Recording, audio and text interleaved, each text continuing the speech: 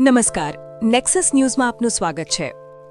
અમદાવાદ શહેરી વિકાસ સત્તામંડળ ઔડા દ્વારા ઈડબ્લ્યુએસ યોજના હેઠળ ગાંધીનગર જિલ્લાના મોજી કોટેશ્વર ખાતે મધુરમ મિલન આવાસ યોજનાનું નિર્માણ કરવામાં આવ્યું છે.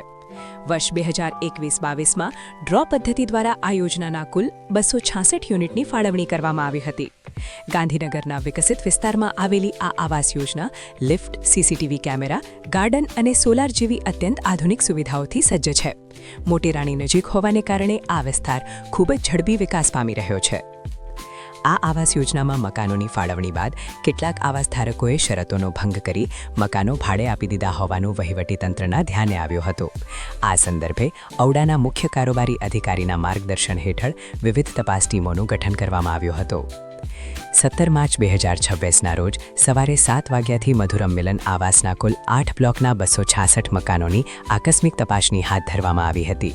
આ તપાસ દરમિયાન કુલ 33 મકાનો ભાડે આપેલા હોવાનું માલુમ પડ્યું હતું. ઔડાની તપાસની ટીમ દ્વારા આ તમામ 33 આવાસધારકોને મકાન ખાલી કરવા માટેની નોટિસ આપવામાં આવી છે. મકાનો ખાલી થયા બાદ આ આવાસોને સીલ કરવાની આગળની વહીવટી કાર્યવાહી હાથ ધરવામાં આવશે.